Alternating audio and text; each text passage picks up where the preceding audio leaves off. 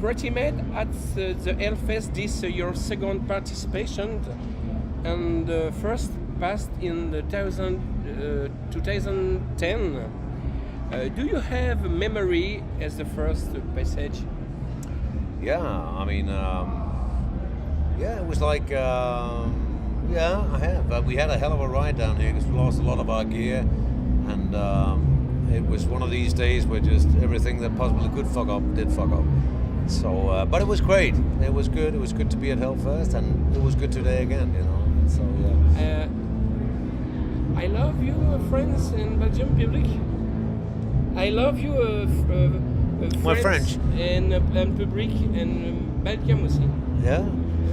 Addressing the audience. Me and Belgium. Yeah. I mean, I love being in French. I mean, like France and Belgium was back in the day, back in the 80s and the beginning of the 90s. We normally toured these countries, you know, but these days things are a little different because, I mean, you know, what it takes is that to a promoter to come up with a decent offer, you know, so that's why it was great to play. It's good to do the festivals. It's great to do Hellfest because we have a chance to go out to a lot of French and Belgian people. And August in Belgium and Alcatraz Festival. And Alcatraz, yeah, it's just been confirmed, yeah. It's going to be great. It's going to be great. Future World in 20 year album Future World. 30 years. 30 years. Should you expect tour from the beautiful album? Exceptional tour from the? No, we're gonna do a few gigs this year. Like at the end of the year, we're gonna do a few gigs in Scandinavia, like playing the whole album, you know, which we have done before actually. But no, we didn't really. I mean, the thing is that we were out with a new album, Kingmaker, and we wanted to go out and promote that album, you know. And I know it's like 30th anniversary of Future World, but we just do a couple of gigs, and we might do next year actually, even though it's not 30 years. But for those who want it, you know, we might do some special shows just doing the Future World album. Yeah. I mean, Future World is like a milestone for Pretty Maids, you know, especially in France and Belgium. I love your Future World album. It's very, very good. How the composition of Kingmaker went? Pretty good, pretty smooth. I mean, we wrote the album like more or less like I mean, me and Ken Hammer spent a lot of time like a month before recording the album. We started recording the album 1st of February 2016, and I was we were in a hurry because I was busy with this Avantasia thing, and at the same time been working on that Nordic Union thing. So we had some ideas, we had some riffs. It's like, you know, you write songs all the time, and then we get together, me and Kenny, and throw ideas at each other, you know, and we had some basic things.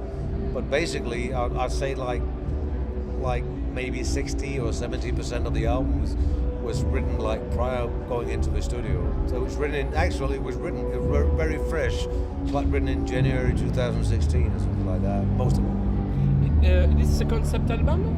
It's not a concept album, it's just it's just an album that, like, you know, like lyrically it relates to, you know, the world situation at the time being, which is pretty typical for Pretty Maids, I guess. You know, I get lyrically, I get inspired by what I see on television, what I read on the internet, in the newspapers and stuff like that. I like to write about things that concerns everybody, you know, instead of writing about Dungeons and Dragons. I love the artwork. That's real easy. The artwork, the album, the Kingmaker. Oh, that was basically the guy who did the cover was a guy called Kai Brockschmidt, a German guy, and he came up with the idea for Kingmaker, the title. So I just wrote a song about being a kingmaker, which is basically like what you would say is like a spin doctor, right? Okay. But in the old days, a spin doctor was called a kingmaker, you know, the guy that kind of preserves the way for you to be king, you know. So that's pretty much the story about it. What do you think about the return of the vinyl? About the return of what? What do you think about the return of the vinyl, the placket, the 33 disc? About vinyl, yeah. Vinyl. Sorry. I'm sorry. It's okay. I think it's great. I think it's fun, because when I grew up, when I was a kid, I bought vinyl records, and what I loved about vinyl records that was back in the day when you bought an album, you listened to every fucking song on the album, and you had like the big sleeve, and you studied the pictures, you studied the credit lists and the lyrics and everything, That's what I've been missing out on for many years, because the CDs, it's not the same, and these days with all the streaming and stuff like that, you don't. I mean, people go in, they maybe buy 3 or 4 songs from an album if they don't download it for free, right? Yeah. Which most people do. So I think it's great. There's a certain coziness about a vinyl record. Listening to a vinyl record. Even I had my own vinyl record refixed and stuff like that. So I got like fucking thousands of vinyl records back in the day, back home. Merci beaucoup. T'aurais pas une bouteille d'eau pour nous, s'il te plaît, Hello? Yep. Okay. So, yeah, I think it's great. I think it's very charming. Okay. 36 years of the road, and always how much energized of the recipe of the energized from the scene, from the composition. Do you like the reset? I don't know. I mean, if I get your question right, I still think we have the energy and the power, and most importantly, the will to do music still, which normally turns out to a good album. I think the last 6-7 years since we did the Pandemonium album, the band's been on a roll, like we had the desire back, to do good, to write good music and to perform live, and I hope that's what we do. I mean, it comes from in here. Comes from the heart, You got to do what you do best, and I enjoy myself. Mentally, I'm feeling very good, and the voice normally follows. So I think everybody in the band is happy. We got a good team here today. We got a good band, and socially as well. So we're good. Yeah, we like it. We like what we do. We like to play music. That's what I mean. Hey, this is what it all started out with. That's what I wanted to do when I was 10 years old. And now at the age of 52, I still have the opportunity to do it, so I'm happy. Do you have an influence from the player music, artist on the player music, an influence on you? French bands? French bands? I've got to be honestly. I've got to be honest. I mean, I don't listen to a lot of music. I do sometimes when I'm in the mood for it. My son, who is 24 years old, sometimes he send me some links. Check out this band, check out this band, check out this and that. And that's what I do.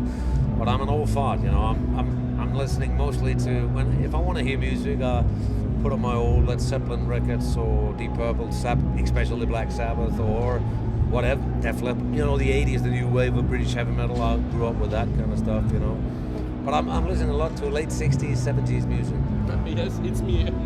So that's where I think I pick up most of my inspiration from. But a good song is a good song. A word about the new metal scene. Are this the group that attract you from the new metal scenes? No? I don't know much about the new metal scene, to be honestly, because I rarely listen to, but I actually do sometimes. Today I was listening to Ghost. Ghost? Yeah, because I heard so much about the band and stuff, and I checked out some of the songs, but it's pop music. It's pop music. It sounds pretty 70s to me, But a good song is a good song. I'm not into all the. I think a lot of the new bands sounds pretty much alike. I'm not trying to slam them or anything. Respect them for what they do, but I'm just getting too old. I just want to make good music.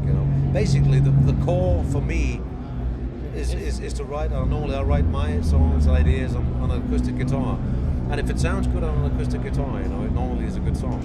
Yeah. And then we let present it to the other guy, to Kenny, or Kenny throw something back at me, and we end up having something, then we produce it into something that fits the kind of heavy metal scene, you know. But I'm not like I think a lot of American bands coming out. Like I think a lot of the singers sound the same, you know. I can't defer who's who, you know. It's and I'm not saying this to slag anybody. People do what they do, but I just don't know. I'm not the right one to ask. And my son is 19 year in 13 in scene I'm Steve Vai. And the song I'm Steve Vai. My son. Yeah, is that your son? Yes. Wow, I didn't know that. But you're a heavy metal singer too, or what? Yes, You are. Good for you. Good luck, man. Good luck, kid. In your discography. Pardon me. Cheers. Santé. Santé. In your discography, what is album in your world like to play in full on stage, and why? Which I would like to Well, play. yes. Let me put it this way: there's mainly two albums for me that are very important. I mean, I think Red Hot and Heavy and Future World, those were the two albums we did back in the 80s that sort of made the foundation for this band. These are the albums that we grew from, you know, that we built the whole band on. So these two albums, and to a lot of fans, to most fans, these two albums are the milestones in our career. But I'm very proud of the albums we've done since the last three studio albums, like Pandemonium, Motherland, and Kingmaker. I think are great albums, fantastic albums. What makes me happy is that we're still able to pull it off and Yes. come up with some good songs, you know. So it's a mix between, and in between we've done some good stuff in the 90s, but the hard rock and the heavy metal scene changed very much. I still think an album like Spooked, which we did like 20 years ago in 97, you know, I still think it's a bloody great album. It's a good hard rock, heavy metal, melodic hard rock album. But I've never done an album where I said that, that is not good. There's mainly maybe two or three albums that I thought could be better. But Okay. the thing is, you always do the best you can, and that's the way it should be. Okay. One question from the Slasher. But before, huh? Since all is here, that think of your fan. What do you think of your fan? Of our fans, I think it's great. I mean, I think it's great to have fans, and what I especially do think is great is that we see a lot of old fans from back in the day, but also we see a new generation of fans, and that is fantastic because it proves that you still have a reason to be around. You know, that what you do, but your music still, you know, matters to people. So every time I see a young fan out in the audience, you know, it breaks my heart. I'm happy. It means that I'm, even at the age of 52, there's still a reason for me to be here and for us to be here to do what we do. The final words from the listener and your friend from the radio. I'm gonna have that one again, man. What did you say? The final word on listener and your friend. On the message. Final word from me to our fans in France and Belgium is that so happy to be able to play for you still, and I'm happy to you guys singing along, coming to see the band, still buying our records, buying our albums. It's great. I'm humble, I'm happy, and hope we won't disappoint you guys. Keep rocking, man. Stay cool, man. Hang on to Danish Dynamite.